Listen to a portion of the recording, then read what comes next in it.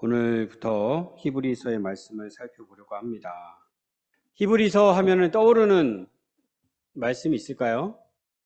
보통 믿음장 이렇게 얘기하고 있는 11장 말씀. 믿음은 바라는 것들의 실상이요 보지 못하는 것들의 증거니. 이 말씀 기억하실 것 같아요. 그거 말고도 여러 말씀이 있을 것입니다. 그 중에 또 한 말씀을 더 소개하면 12장 2절 말씀, 믿음의 주요 또 온전하게 하시는 이인 예수를 바라보자. 이런 말씀들이 있습니다. 이 말씀 기억하시고 지금 살고 계시면 됩니다. 이 말씀 믿음으로 사시면 됩니다. 히브리서 강해할 필요 없습니다. 그냥 이대로 끝내도 됩니다. 아멘이십니까? 아니에요? 그러면 마저 말씀을 전하겠습니다. 이것이 잘 안 됩니다. 정말 간단한 것 같은데 잘 안 돼요. 그래서 히브리서를 쓴 분도 이 편지를 써서 전달을 한 거죠. 히브리서 쓴 이유입니다. 오늘은 첫 시간이어서 히브리서가 누가 쓴 것인지, 누구에게 쓴 것인지를 잠깐 생각을 해볼게요. 옛날에는 바울이 썼다고 생각을 했습니다. 바울 서신에 히브리서를 포함을 시켜서 생각을 했었어요. 그런데 계속 이제 말씀을 연구를 하시는 분들이 계속 아무리 살펴를 봐도 다른 바울 서신과는 뭔가 좀 다른 게 많다. 바울이 쓴 것 같지가 않다. 이런 생각을 했어요. 그럼 누가 썼을까? 여러 가지 생각을 합니다. 주장을 합니다. 그 중에서 여러 사람이 있는데 그래도 가장 강력하게 히브리서를 이 사람이 썼을 것이다 라고 생각하는 인물이 한 사람 있어요. 그 근거를 찾아보면 구약 성경 말씀이 유독 많이 나와요. 1장만 읽어도 계속 나옵니다. 구약 성경 말씀이 인용이 계속됩니다. 이것이 이제 가장 강력한 이유로 생각을 하면서 구약 성경을 이렇게 인용하면서 말씀을 전할 인물이 초대교회에 누가 있을까? 떠오르는 인물이 있을까요? 사도행전 말씀을 기억을 하시면 한 사람이 떠오를 텐데 아볼로가 구약 성경에 능통한 사람이라고 했죠. 구약 성경을 여기 하나님을 막 전하는 사람이라고 소개한 적이 있어요. 맞습니다. 그래서 히브리서를 아볼로가 썼을 것 같다. 이렇게 추측을 하는 사람들이 가장 많습니다. 최근에는. 그런데 정답은 모릅니다. 누가 썼는지 정확하게는 몰라요. 나중에 천국 가서 확인을 해봐야 될 것 같아요. 진짜로 누가 썼는지. 그럼 이제는 누구에게 썼는지도 생각을 해볼게요. 누구에게 썼는지. 이름이 히브리서입니다. 히브리서. 그래서 이 편지는 히브리인들에게 보낸 편지구나. 이렇게 우리가 생각을 할 수가 있겠죠. 그런데 우리가 좀 상식적으로 좀 알아야 될 게 있는데 성경 66권이죠? 66권에 이름이 다 붙어 있죠. 제목이. 책 이름이 다 붙어 있습니다. 각 권에. 그 이름은 성경이 아닙니다. 이름은 성경이 아니에요. 하나님께서 그 제목까지 붙여주시지 않으셨어요. 제목은 안 붙여주셨는데 우리가 이제 이걸 찾아보려면 성경을 찾기가 어렵잖아요. 그러니까 각 권을 나눠 놓은 거고 그리고 그 제목까지 이제 정해 놓은 거죠. 어디를 찾아라 이렇게 얘기하기 쉬우니까. 사실 장도 마찬가지고요. 장도 원래는 다 나눠져 있지 않습니다. 나눈 겁니다. 찾기 쉬우라고. 그래서 히브리인들에게 보낸 편지다. 이것이 확정적인 건 아니에요. 이건 붙인 겁니다. 보니까 이건 히브리인들에게 보낸 것 같다. 그러면 이름을 히브리서라고 붙이자. 이렇게 붙인 거예요. 그래서 확인을 해야 합니다. 과연 히브리인들에게, 당시에 유대인들이라고 했죠. 유대인들에게 보낸 편지인가? 그 근거를 찾아보면 1절에 있습니다. 바로 1절에. 다시 읽어볼게요. 옛적에 선지자들을 통하여 여러 부분과 여러 모양으로 우리 조상들에게 말씀하신 하나님이 이렇게 돼 있잖아요. 우리 조상들에게. 그러면 유대인이죠. 그러니까 편지를 쓰는 사람도 유대인인 거고 편지를 받는 사람들도 유대인임을 알 수 있죠. 그래서 이제 히브리서라고 이름을 정한 거예요. 2절에서도 확인할 수 있습니다. 마저 앞부분만 읽어볼게요. 이 모든 날 마지막에는 아들을 통하여 우리에게 말씀하셨으니, 아들은 예수님이시죠. 그러니까 구약의 선지자들을 통해서만 하나님께서 우리에게 말씀하시지 않았고, 마지막에는 아들이신 예수님께서도 우리에게 말씀을 해주셨다, 이런 이야기입니다. 그러면 이 편지를 받는 사람들은 누구냐? 하나님께서 선지자를 통하여 구약 성경을 주셨다라는 것을 믿는 자들이죠. 거기에다가 예수님께서 오셔서 마지막으로 우리에게 다시 말씀해 주셨다, 이것을 믿는 자들입니다. 그러니까 그냥 유대인들이 아니라 개종한 유대인들이에요. 전에는 유대교라고 할 수 있겠죠? 뭐 종교에 이름을 붙일 필요는 없지만 어쨌든 쉽게 생각하기 위해서, 과거에는 구약 성경을 통하여 하나님께서 알려주셨고 그 하나님을 믿었던 유대인들이 이제는 예수님의 말씀도 듣고, 우리가 믿는 하나님이 그런 하나님이시구나 라는 믿음으로 개종을 한 초대교회 성도들에게 지금 이 편지를 쓴 것입니다. 그래서 이 책을 히브리서라고 정했구나. 그런데 그렇다고 해서 과연 이 편지를 이방인들은 받아보지를 못했을까? 이방인들에게는 해당되지 않는 말씀일까? 이렇게 생각하면 그렇다고 대답하기가 어려워요. 우리가 사도행전에서 쭉 살펴봤지만 당시 초대교회는 기본적으로 유대인과 이방인들이 섞여 있는 공동체였습니다.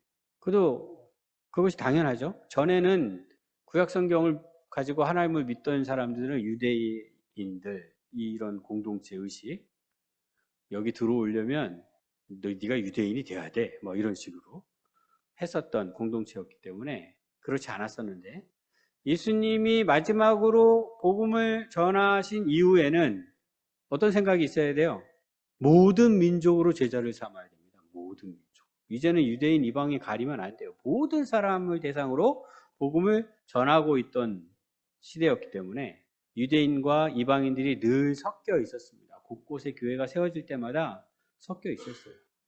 그러니까 지금 이 히브리서 기자가 이 편지를 써서 보낼 때에 이건 이방인들은 필요 없는 말씀이니까 유대인들만 읽어, 이렇게 보낸 편지는 당연히 아니에요.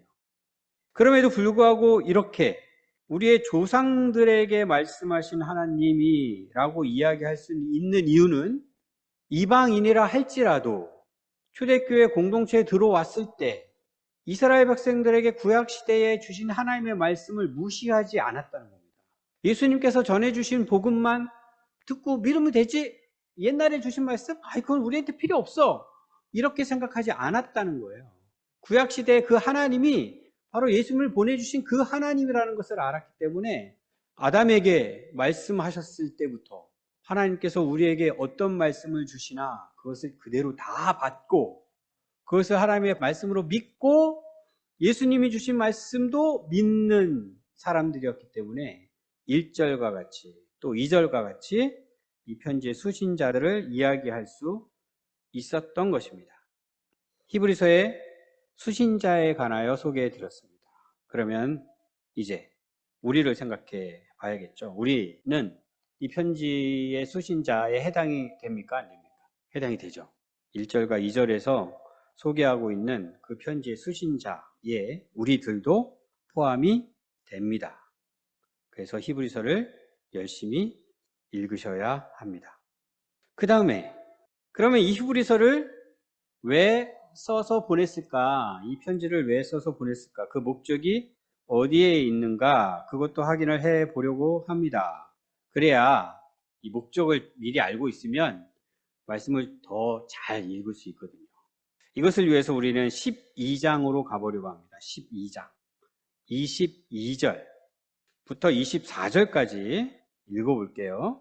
그러나 너희가 이른 곳은 시온 산과 살아계신 하나님의 도성인 하늘의 예루살렘과 천만 천사와 하늘에 기록된 장자들의 모임과 교회와 만민의 심판자이신 하나님과 및 온전하게 된 의인의 영들과 새 언약의 중보자이신 예수와 및 아벨의 피보다 더 나은 것을 말하는 우린 빈이라. 어떤 말씀이냐면 지금 새 언약에 관한 말씀이에요.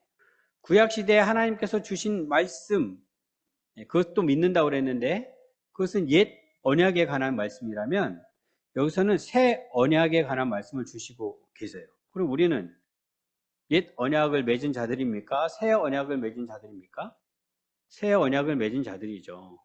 새 언약을 맺은 자들은 어떤 자들이냐? 22절 너희가 이른 곳은 시온산과 살아계신 하나님의 도성인 하늘의 예루살렘과. 옛 언약은요, 시내산에서 기껏해야 가나안 땅 앞에서 맺은 언약이에요.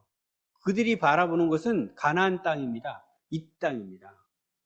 새 언약은요, 우리가 또 다른 가나안 땅을 지금 바라보고 있어요? 아니죠. 저 하늘을 바라보고 있죠. 하늘의 예루살렘을 바라보고 있죠. 우리가 맺은 언약이 옛 언약과 어떻게 차원이 다른가를 지금 이야기해주고 있어요. 너희들 구약시대에 주신 선자를 통해 주신 하나님의 말씀 믿지? 예수님께서 마지막으로 주신 말씀 믿지? 그럼 너희들은 새 언약을 맺은 자들인데 너희들이 이른 곳은 하늘이야. 이 땅이 아니야. 우리가 어떠한 존재인지를 알려주는 것입니다. 이것을 알려주는 이유가 뭘까요? 그것과 지금 어울리지 않게끔 살고 있다는 겁니다. 이미 하나님 나라가 임했고 우리는 하나님 나라의 백성이고 이제는 하나님 나라 백성답게 지금 살아야 되는데 지금 이 히브리서를 받아보는 이 편지를 받아보는 분들이 그렇게 하고 있지 못했던 것 같아요. 그러면 이들이 처음부터 이랬을까? 히브리서를 살펴보니까 처음부터 그러진 않았어요. 또 3장 14절을 보겠습니다. 3장 14절 말씀은 이렇게 되어 있습니다. 우리가 시작할 때에 확신한 것을 끝까지 견고히 잡고 있으면, 과거로 이야기합니다. 우리가 시작할 때에 어떻게 했다? 확신했다. 새 언약을 맺은 자답게, 하늘의 하나님 나라에 도착한 사람답게 확신을 했습니다. 6장 10절도 가볼게요. 하나님은 불의하지 아니하사 너희 행위와 그의 이름을 위하여 나타낸 사랑으로 이미 성도를 섬긴 것과, 성도도 섬겼어요. 이번엔 10장으로 갑니다. 10장 32절. 전날에 너희가 빛을 받은 후에 고난의 큰 싸움을 견디어낸 것을 생각하라. 고난도 견디어냈어요. 이미 예수님을 믿고서 확신했고요. 사랑으로 성도들도 열심히 섬겼고요. 고난을 당했는데 그것도 잘 견뎌냈습니다. 그런 분들이에요. 초신자 아닙니다. 이미 오래전에 예수님을 믿었고 믿음 생활을 너무너무 잘했어요. 그런데 다시 편지를 쓴 거예요. 왜요? 하나님 나라의 백성답게 지금 살고 있지 못하다는 이 소식을 들은 거죠. 심지어 10장에도 보면 어떤 말씀이 있냐 하면, 우리도 이것도 잘 아시는 말씀일 텐데, 모이는 것을 패하기까지 합니다. 여기서 이제 그런 말씀이 나오는 거예요. 옛날에 그렇게 믿음 생활 잘했던 성도들이 모이기를 패하기까지 합니다. 그리고 또 더 나아가서 믿음을 포기하는 자들까지 막 생깁니다. 이런 상황. 다시 우리를 돌아보겠습니다. 우리는 지금 어떻게 신앙생활을 하고 있습니까?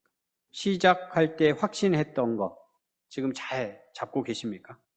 사랑으로 성도를 잘 섬기고 계십니까? 어떤 고난 앞에서도 잘 견디고 이겨내고 계십니까?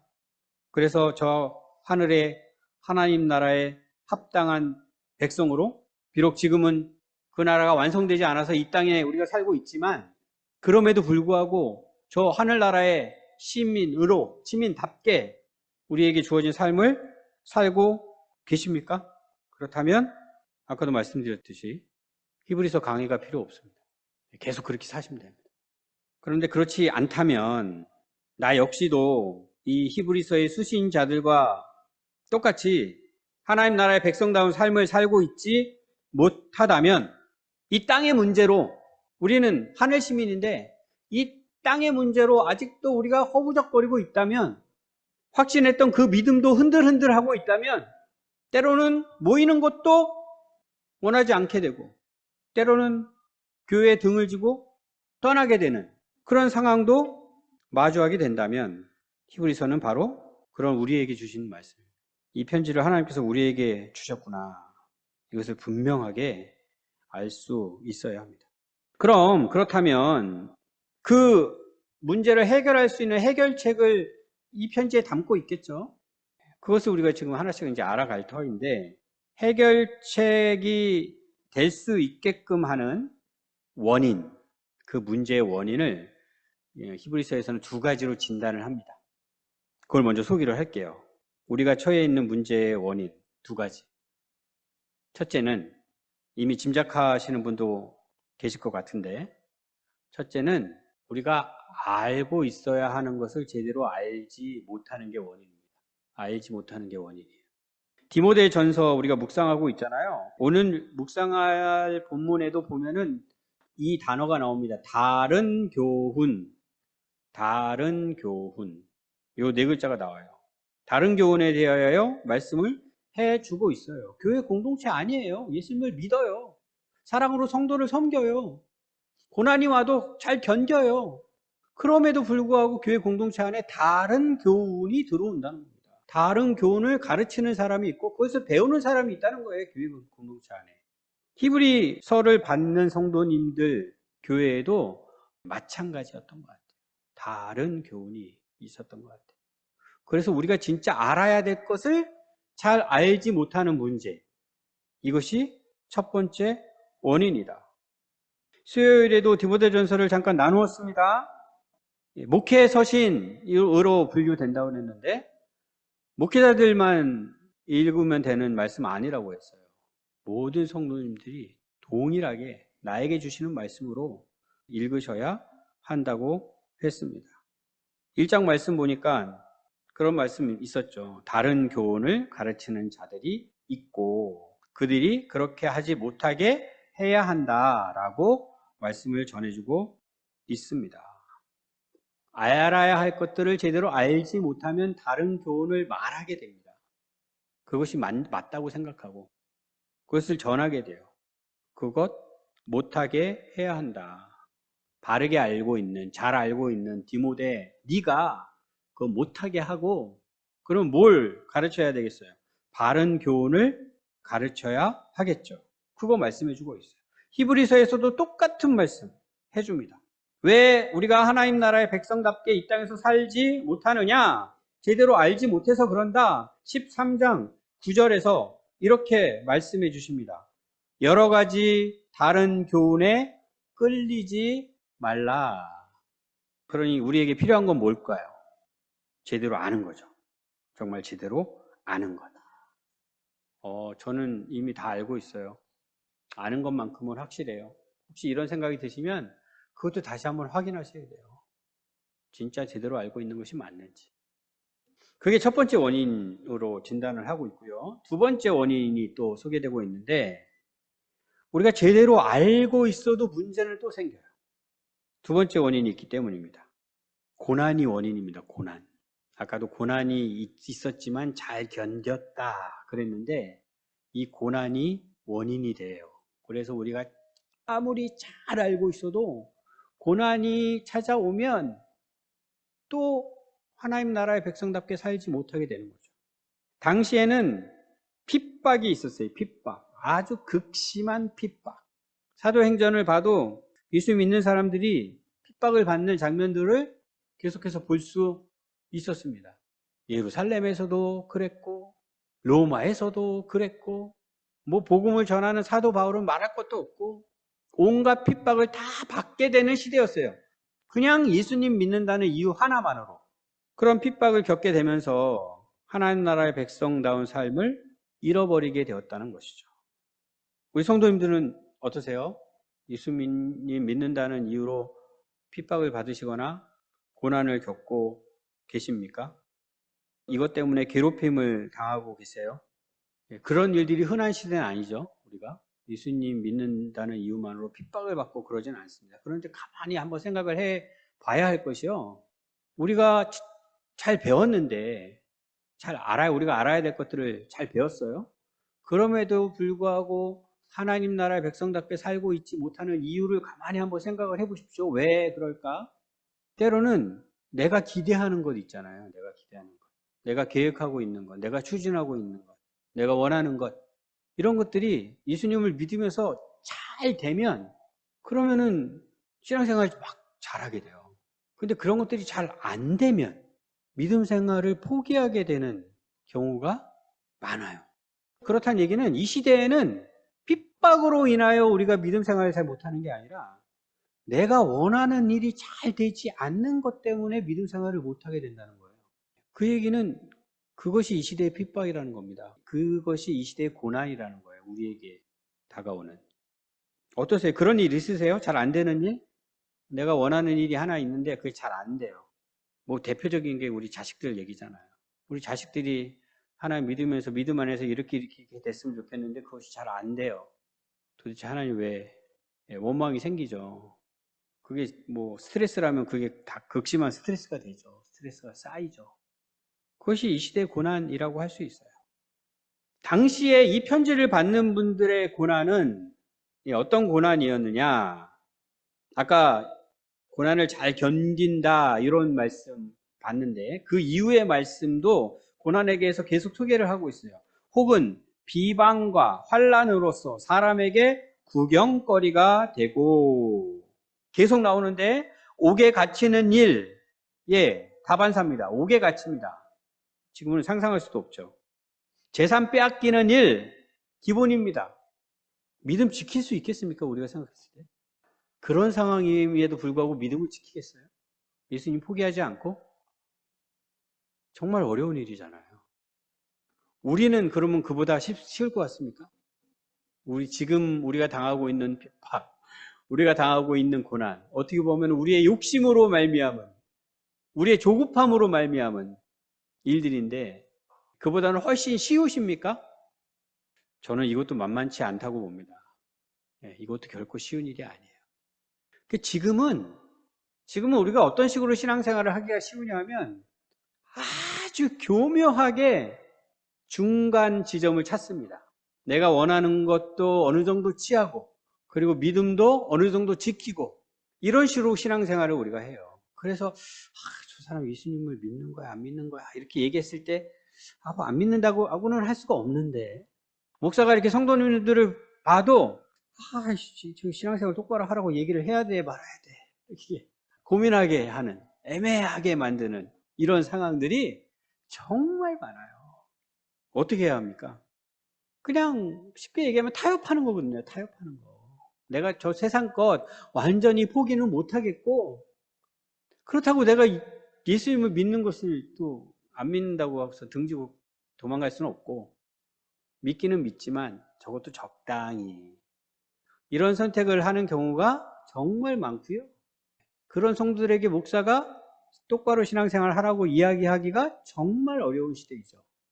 그리고 하나님의 은혜로 목사는 때리지 못해도 하나님은 때리시거든요. 하나님의 은혜죠. 하나님이 강력하게 때리실 때 아이고야 하나님 잘못했습니다 하고 돌아오게 되면 정말 감사한데 그냥 쭉 갑니다. 그냥 그대로 쭉 가요. 쭉 가면 무슨 생각해요? 잘 간다고 생각하죠. 신앙생활 잘한다고 생각하고 하나님 복 주셔서 잘 이렇게 내가 살고 있다고 생각하고 저도 모르겠습니다. 그 끝이 어디인지. 히브리서에서는 분명하게 경고를 합니다. 2장 1절. 그러므로 우리는 들은 것에 더욱 유념함으로 우리가 흘러 떠내려가지 않도록 함이 마땅하니라. 들은 것에 더욱 유념해서 흘러 떠내려가지 않도록 해야 한다. 그것이 당연하다. 2절 천사들을 통하여 하신 말씀이 경고하게 되어 모든 범죄함과 순종하지 아니함이 공정한 보응을 받았거든. 분명합니다. 모든 범죄함과 순종하지 아니함은 공정한 보응을 받게 되어 있습니다. 3절 우리가 이같이 큰 구원을 등한히 여기면 어찌 그 보응을 피하리요? 우리가 받은 구원이 어떤 구원인지 제대로 알지 못하는 거예요. 그렇게 적당히 협상하면서 살면, 그렇게 적당히 양다리 걸치면서 있으면 내가 받은 구원이 진짜 어떤 구원인지, 그 은혜가 얼마나 크고 놀라운 것인지를 제대로 알지 못하는 거예요. 그렇게 어정쩡하게 있는 거죠. 그러니까 그것을 제대로 알기만 하면 그럴 수 없다. 너네들 그것 무시하다가는 반드시 보응을 받게 될 것이다. 이런 말씀 주시는 것입니다. 원인은 두 가지였습니다. 제대로 알지 못하는 것, 그리고 고난을 이기지 못하는 것. 물론 이 시대의 고난은 우리가 조금 더 이 시대에 맞게끔 생각을 해 보았습니다. 그리고 그 원인에 대한 해결책을 히브리서가 제시를 하고 있는 것입니다. 이것을 알려주시는 말씀인데, 오늘 읽은 1절에서 3절까지는 서론이라고 할 수 있겠어요. 그러니까 그 핵심을 먼저 꽝 알려주는 말씀이에요. 사실 오늘 말씀이 히브리서 전체를 다 말씀드렸다고 해도 과언이 아닙니다. 다시 읽어볼게요. 1절. 옛적에 선지자들을 통하여 여러 부분과 여러 모양으로 우리 조상들에게 말씀하신 하나님이 2절, 이 모든 날 마지막에는 아들을 통하여 우리에게 말씀하셨으니, 하나님께서 말씀을 하십니다. 왜요? 알게 하려고. 잘 모르는 게 문제니까 이걸 해결해 주시려고 말씀을 하나님이 하셔요. 선지자를 통하여, 마지막에는 아들 예수 그리스도를 통하여. 선지자들을 통하여 주신 말씀은 어떤 말씀이라고 그래요? 지금 여러 부분과 여러 모양으로, 여러 부분이 많다는 거잖아요. 그 말은 전체는 아니라는 거예요. 구약시대에 선지자들을 통하여 우리에게 주신 말씀은 전체는 아니라 부분 계속 말씀하신 것이다, 이런 이야기. 여러 모양도 구약성경을 쭉 읽어보면 정말 다양한 방식으로 하나님께서 하나님을 알려주시거든요. 그 여러 모양으로 알려주셨다. 그런데 이 모든 날 마지막에는 더 이상 선지자들이 필요 없습니다. 이제 누가 오셨기 때문에? 아들이신 예수 그리스도께서 오셨기 때문에. 예수님을 통하여 우리에게 알려주셨는데, 예수님을 통하여 우리에게 말씀해 주셨는데, 그 말씀은 상대적으로 여러 부분이 아니에요. 온전한 말씀을 주시는 거예요. 완전한 말씀을 우리에게 주신 거예요. 더 이상 부족함이 없습니다. 그 이야기를 하는 것이 지금 히브리서 첫 말씀입니다. 이제는 핑계할 수가 없어요. 하나님, 제가 아무리 말씀을 읽어도요, 제가 온전하게 알 수가 없어요. 더 말씀해 주세요 라고 할 수가 없어요. 다 알려주셨어요. 다. 우리에게 필요한 모든 것을 다. 아직도 제가 잘 모르겠습니다. 아직도 어떻게 해야 됩니까? 이런 질문 할 필요가 없어요. 주신 말씀 보시면 됩니다. 말씀에 귀를 기울이시면 돼요. 이렇게 해결책을 주고 있는 것입니다. 예수 그리스도, 예수님의 말씀, 예수님을 알면 됩니다. 우리의 해결책입니다.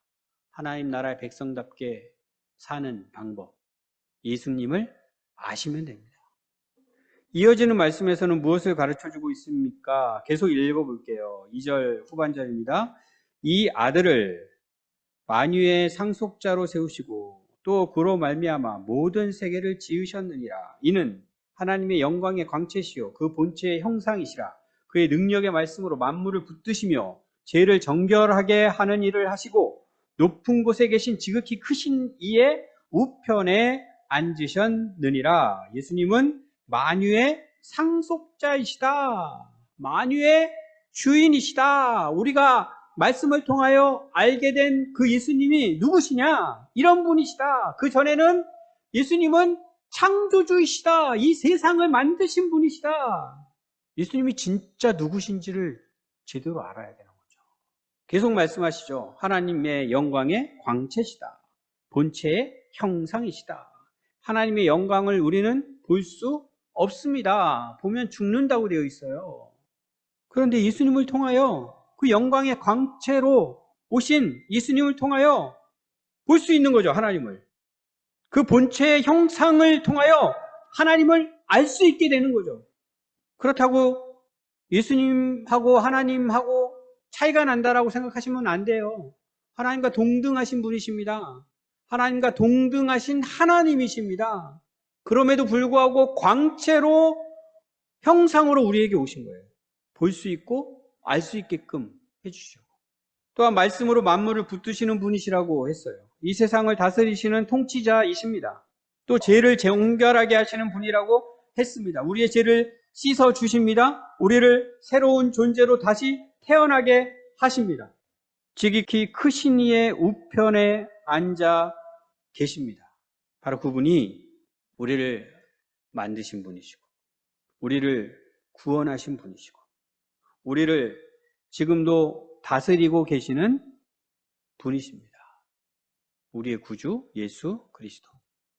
자, 아까 우리가 하나님 나라의 백성답게 살지 못하는 원인, 잘 몰라서 예수님 알면 해결이 되는 거죠. 고난 때문에, 고난의 문제 어떻게 될 것 같아요? 예수님 우리가 바로 알기만 하면 고난의 문제가 어떻게 될 것 같습니까? 여전히 그것이 문제가 될까요? 그분을 바라보는 것이 믿음입니다. 그분을 우리가 제대로 알고 그분을 제대로 바라보면 그것이 믿음인데 고난은 문제가 되지 않습니다. 그래서 히브리서에 믿음장이 있는 거예요. 예수님을 바라보자는 말씀이 있는 거예요. 그분이 어떤 분이신지 이 히브리서를 처음 시작하면서 강력하게 지금 소개를 하고 있는 것입니다. 여기서 이런 질문을 해봐야겠죠. 예수님, 그분이 나랑 무슨 관계인가? 우리 성도님들과 예수님 어떤 관계세요? 이 세상을 만드신 분, 이 세상을 다스리시는 분, 하나님의 우편에 계신 분, 어떤 관계세요? 감히 접근할 수 없는, 근처에도 얼쩡거릴 수 없는, 너무나도 멀리 계신, 우리는 그분과 하나가 된 존재들입니다. 하나가 됐습니다. 예수님과 하나입니다. 예수님께 붙어 있는 자들이에요. 그 예수님을 제대로 알고 그 예수님을 바라보기만 하면 이 땅에서의 우리가 지금 당면하고 있는 모든 문제는 전혀 문제가 될 게 없어요, 사실은. 그걸 알지 못하고 그것을 믿지 못하기 때문에 계속 이 땅에서도 우리가 허우적거리고 있는 거라고요. 우리의 머리 되시는 예수님 알고 계십니까? 기억하십니까? 그분이 만유의 상속자라고 했어요. 나랑 함께 하시는 그 예수님이 상속자래요. 내가 상속자라는 겁니다. 내가 어떤 존재라는 거 거기서 나오는 거예요. 이거를 잘 모르는 거예요, 사실. 이걸 잘 안 믿는 거예요. 우리나라의 제일 부자가 누구죠? 옛날에는 정주영, 이병철 이런 인물들이 딱 떠올랐는데 요새는 잘 모르겠네요. 그런 분들의 내가 아들이다, 그런 분들의 내가 딸이다, 그러면 세상 보는 눈이 완전히 달라지지 않을까요? 완전히 달라지겠죠. 다른 세상에서 살게 되겠죠. 근데 하나님의 우리가 자녀다. 예수님과 하나가 된 존재들이다. 이 사실을 너무나도 가볍게 생각한다는 거죠. 진짜 별거 아닌 것처럼 생각하는 거죠. 하나님의 우편에 계시는 분, 도저히 가까이 할 수 없는 분으로만 생각하시면 안 되고 언제든지 담대하게 그 보좌 앞에 나아갈 수 있는 자들입니다. 바로 우리가. 그 말씀이 히브리서에 있는 말씀이에요. 계속 그 말씀을 하고 있는 겁니다. 히브리서는. 우리가 언약나무 교회에 모인 이유가 뭘까요? 하나님께서 우리를 언약나무 교회로 이렇게 부르셨습니다. 이렇게 하나 되게 하셨어요. 왜요? 이거 하라고요. 이거 하라고. 예수님 제대로 알라고. 이 공동체를 통하여 너희들 예수님을 제대로 좀 알아라. 예수님이 어떤 분인지 알았어? 이제 그분 바라보면서 살면 돼. 그게 믿음인데 그 믿음으로 살면 돼. 왜 자꾸 흔들리니? 이 땅에서의 만나는 그 고난이 너무너무 힘드니? 주님 바라봐. 예수님 바라보면 그건 정말로 작아져. 아무것도 아니야. 이 말씀을 우리 공동체에 지금 하고 계시는 거예요. 우리는 그것 때문에 모인 거예요. 다른 거 없어요. 하나님 부르실 때까지 두 가지 원인 생각하고 해결책을 제시했는데 해결책은 하나입니다. 예수님입니다. 예수님. 우리의 해결책은 오직 예수 그리스도 한 분 뿐이십니다. 마지막으로 5장 12절 말씀도 볼게요. 5장 12절.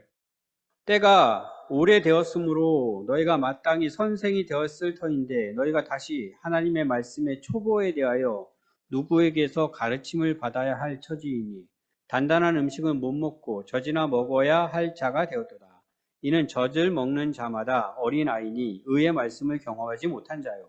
단단한 음식은 장성한 자의 것이니 그들은 지각을 사용함으로 연단을 받아 선악을 분별하는 자들이니라. 예, 이런 말씀 딱 읽으시면 어떤 말씀 생각 드세요? 나는 단단한 음식을 먹는 자인가? 젖을 먹는 자인가? 어느 쪽이세요? 이 편지를 받아보는 분들이 처음에 복음을 듣고는 확신에 거했고 성도들을 잘 섬겼고 고난도 견뎠고 그런 분들이었는데 지금 그 믿음이 흔들흔들 하고 있다는 거잖아요. 그런 분들에게 다시 이 말씀을 주고 있습니다. 단단한 음식을 먹는 장성한 자가 되어야 한다. 그렇지 못하면 젖을 먹는 자인데 그들이 어떤 상황이라는 걸까요?